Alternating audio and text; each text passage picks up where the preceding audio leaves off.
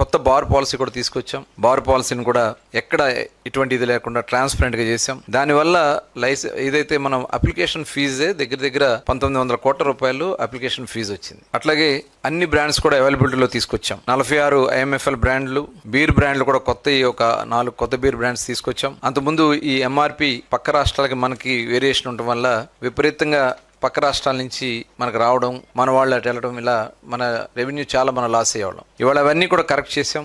అవసరమైతే పక్క రాష్ట్రం కన్నా కొద్దిగా తక్కువే ఉండే విధంగా చేసాం. దానివల్ల బోర్డర్ జిల్లాల్లో 30 to 40% మనకి గ్రోత్ పెరిగింది అక్కడ రెవెన్యూ. ఎందువల్ల అంటే అన్ని బ్రాండ్స్ అవైలబిలిటీలో తీసుకొచ్చాం. పక్క రాష్ట్రాలతో పాటు సమానంగా రేట్లు కూడా పక్క రాష్ట్రాలతో పాటు సమానంగా మనం ఏర్పాటు చేసుకోవడం వల్ల మనకి మన వాళ్ళు మన దగ్గరే ఇంకా అక్కడి నుంచి కూడా మన రాష్ట్రానికి వస్తున్నారు. ఇంకా అన్ని బ్రాండ్లు మనం అవైలబిలిటీలో తీసుకురావడం వల్ల. అట్లాగే మళ్ళీ డిపార్ట్మెంట్ మొత్తాన్ని కూడా ఎక్సైజ్ డిపార్ట్మెంట్ ని సెబ్ని తీసేసి మళ్ళీ ఎన్ఫోర్స్మెంట్ వింగ్ అంతా కూడా మరి పూర్తిగా దాన్ని బలోపేతం చేశాం. దానివల్ల ఈ రోజు మళ్ళీ ఎన్ఫోర్స్మెంట్ వింగ్ ని కరెక్ట్ చేసుకోవడం, ఐడీని కూడా నవోదయం ప్రోగ్రామ్ తీసుకుని ఐడీని కూడా కంట్రోల్ చేశాం. టోటల్ అన్ని జిల్లాలని కూడా ఇవాళ ఐడి ఫ్రీ కింద చేయగలిగాం. అట్లాగే ఓఎఫ్ఎస్ సిస్టమ్ కూడా మళ్ళీ తీసుకొచ్చాం.